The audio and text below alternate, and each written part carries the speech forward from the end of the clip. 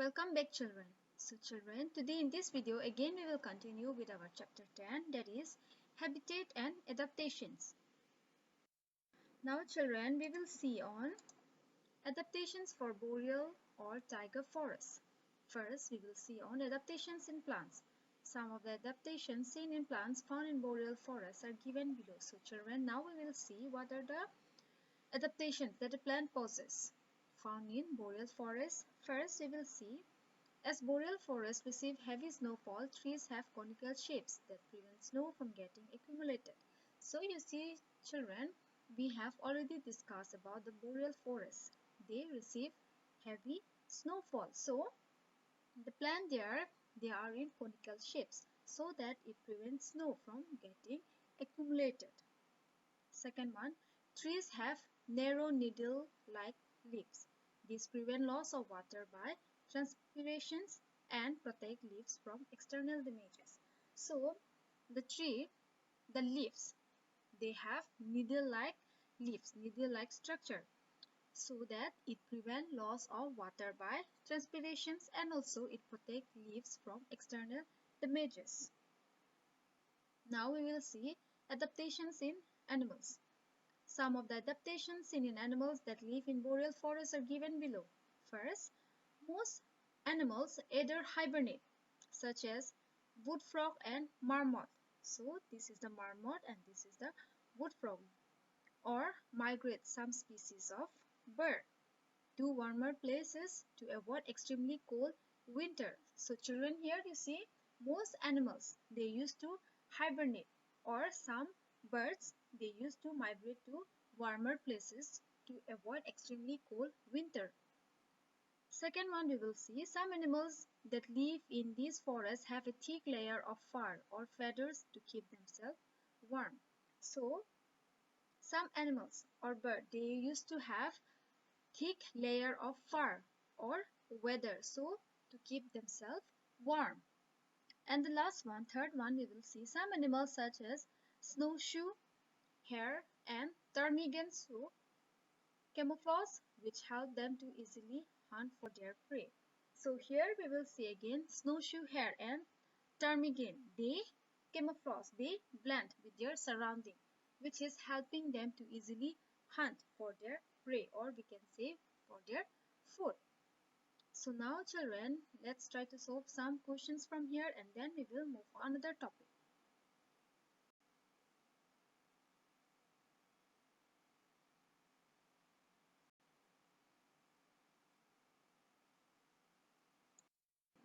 Now, adaptation for aquatic habitats. Adaptations in plants.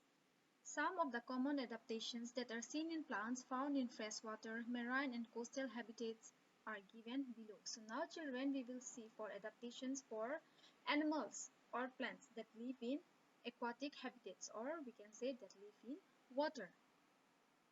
First, we will see freely floating plants. Plants such as pistia, water hyacinth, duckweed and green algae do not have well-developed roots. These plants have spongy tissues with air spaces to help them float. The leaves are broad with stomata and chloroplast on their upper surface. These plants also have a thick waxy layer to prevent decaying due to accumulations of water.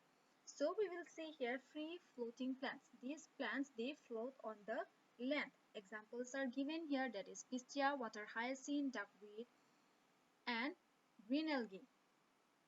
And these plants, they do not have well developed root. Their roots are not well developed like other plants, and these plants have spongy tissues with air space to help them float. These spongy tissues, they contain with air so that they can float on the water. And their leaves are broad with stomata and the chloroplast, they are on the upper surface. And these plants, they also have waxy layer to prevent themselves from decaying due to accumulations of water. Next, second one, this is fixed plant. Plants such as lotus and water lily have their root fixed to the side or to the bottom of the pond. These plants have long, light and flexible stems which bend along with the flow of water and do not get damaged by the strong water current. These plants have broad leaves which float over the surface of water. The stomata are seen on the upper surface. So again, fixed plant. These plants, they are fixed. Their roots are fixed to the side or the bottom of the pond or the water body. They have long, light and flexible stem. Why do they have this flexible stem? So that when the water flow, they will not get damaged. They will flow with the water. And this plant, they have broad leaves. Their leaves are big, which float over the surface of the water, and like freely floating plants, they also have stomata, and they are seen on the upper surface. Number 3, we will see underwater plants or totally submerged plants. Plants such as Hydrilla, Vallisneria, and pond grass are the true water plants. Stems of these plants are soft. These plants have thin ribbon-like leaves to reduce damage by water. Stomata are absent and the exchange of gases take place through the entire plant body. So underwater plants, or we can say totally submerged plant, these plants examples are given here: Hydrilla, Vallisneria and pond grass, and they are called the true water plant. Stem of these plants are soft. Their stems are soft and these plants have thin ribbon-like leaves to reduce damage by water.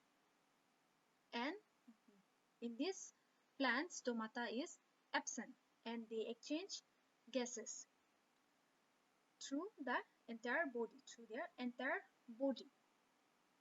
Next, we will see coastal plants. Plants such as seaweed have long, narrow leaves that protect them from being torn by the waves of the sea. The roots of these plants are firmly attached to the rocks.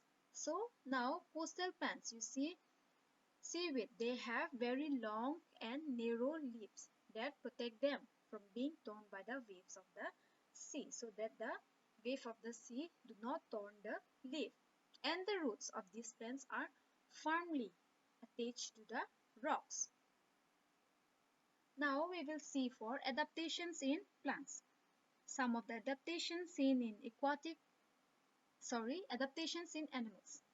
Some of the adaptations seen in aquatic animals living in freshwater, marine and coastal habitats are given below. First, different types of fish are found in different aquatic habitats. Freshwater, marine and coastal. So, different types of fish are found in different aquatic habitats. And aquatic habitats are freshwater, marine and coastal. All fish have some common adaptation to survive in water. So, all those fish have some common adaptations to survive in water. Streamlined body help fish to move under the water. Gills help fish to breathe air, oxygen dissolved in water. Slippery scales present on the body of fish provide protection and help in easy movement through water. Fins and tails help fish in changing directions and balancing the body. Next, second one, some sea animals such as octopus and squid that do not have streamlined body stay deeper into the sea near the seabed. So some animals like octopus and squid, they do not have streamlined body like fish. So they stay deeper in the sea near the seabed. These animals catch prey that moves toward them. So they catch the prey, those they are moving towards the octopus or the squid. However, these animals have the ability to make their bodies streamline when they move. But they have the ability, they can make their body into streamline when they move. Number 3, some sea animals such as whales and dolphins that do not have gills breathe through blowholes. So some again sea animals like whales and dolphins, they do not have gills. So they breathe through blowholes. Blowholes allow these animals to breathe in air when they come out of water. So this blowhole, this allow this animal to breathe in air when they come out of the water. This help these animals to stay inside water for long durations without breathing. So these blowholes, they breathe out in air when they come out water. And these dolphins or these whales, they can stay inside water without breathing for long durations. And the last one, some freshwater animals such as frogs can live both on land and in water. So frog, they can live both on land and in water. These animals have lungs to breathe in air when they are on land and breathe through their moist skin underwater. So these animals, they have lung to breathe in air when they are on the land and they breathe through their moist skin underwater. Frogs have strong hind limbs that help them in leaping and catching prey. So frogs, their hind leg, or we can say hind limbs, that are very strong, that is helping them in leaping and catching the prey. They also have webbed feet that help them to swim in water. So these frog, they also have webbed feet, and this feet is helping them to swim in water. So now again we will try to solve some more questions and we will stop here.